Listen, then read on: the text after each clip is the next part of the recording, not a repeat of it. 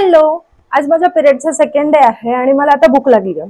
At the same time मला काहीतरी चमचमीत हवंय, पण मला प्रचंड पौष्टिक असं काहीतरी हवंय आणि इझी रेसिपी हवी आहे. सो आपल्याला सगळ्यांना माहिती आहे की ह्या शेंगांमध्ये म्हणजे शेवगाच्या शेंगांमध्ये इतकं प्रोटीन असतं, पण आपण ते इंटेक करायला ना थोडं कमी करतो, कारण की शेवगाच्या शेंगांची भाजी आपण प्रत्येक वेळेसच करून खाऊ नाही शकत.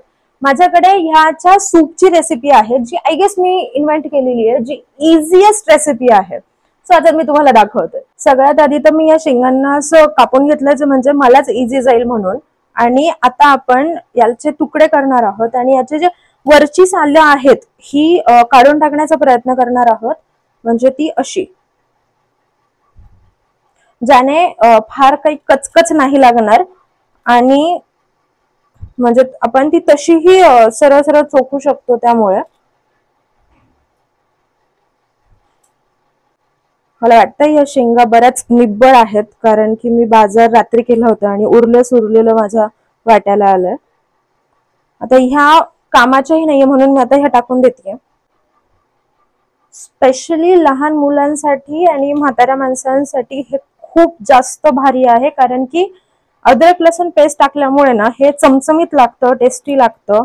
ह्या शेंगा चोखायच्या म्हटलं की अजून गुळगुळीत मऊ मऊ लागतात. आणि मेन म्हणजे भाजीपाला म्हणा, सगळं जे हायब्रिड सध्या सगळं चालू आहे, त्यामुळे जे पौष्टिकता भेटत नाही कशातच, ती आपल्याला याच्यात भरून निघते आपल्या शरीराची. सो आपण आता हे असं कापून घेतल्याची मोस्टली साईडची सालं काढून घेतली आहेत आपण, ज्याने फार काही कचकच आपल्याला लागणार नाही. मला प्रश्न विचारण्याआधीच मी सांगते की माझ्याकडे छोटीशी शेगडी आहे, कारण की मी रूम करून बाहेर राहते, माझी फॅमिली इथे राहत नाही.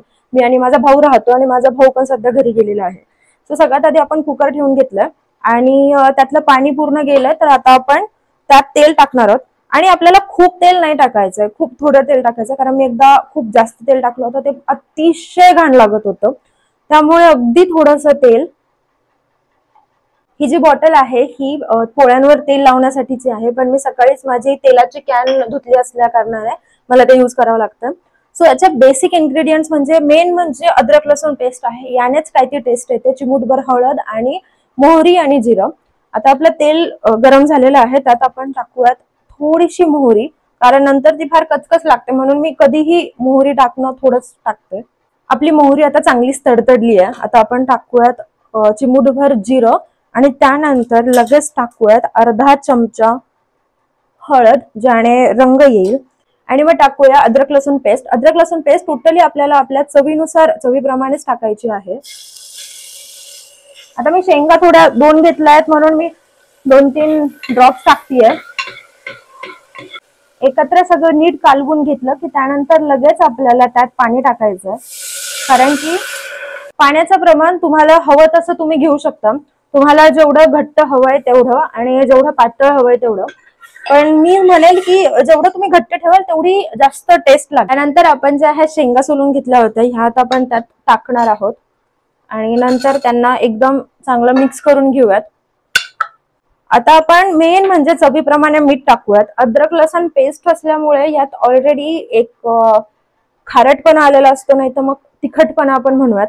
त्यामुळे मीठ टाकताना जरा हात सांभाळूनच टाकावा लागतो आणि मला तर नेहमीच हात सांभाळून टाकावा लागतो. आता या शेंगांना एक बेसिक उकळी आली की आपण झाकण लावूयात आणि त्याची एक शिट्टी करून घ्यायची आपल्याला. आता आपल्या कुकरची एक शिट्टी झालेली आहे आणि आता आपण उघडून बघूयात. अरे उघड. मे बी तुम्हाला वाफ दिसत असेल नसेल माहित नाही, पण जेव्हाची शिट्टी होते ना तेव्हा घरभर शेवगाच्या शेंगांचा वास पसरतो, म्हणजे सुगंध पसरतो. तुम्ही बघू शकता की हे दिसायला खूप जास्त टेम्पटिंग दिसतंय आणि ज्या प्रकारे ते शेवगा त्याच्यामध्ये विरघळले पाण्यात, खूप जास्त टेस्टी लागतं हे. सो तुम्ही सुद्धा ही रेसिपी घरी ट्राय करा, खूप जास्त इझी आहे आणि यात असे काही घटक आहेत जे तुमच्या शरीरासाठी मस्ट आहे. ही रेसिपी बनवल्यानंतर ती सक्सेसफुल ठरली आहे का आणि तुम्हाला आवडली आहे का हे कमेंट सेक्शन मध्ये नक्की सांगा. बाय.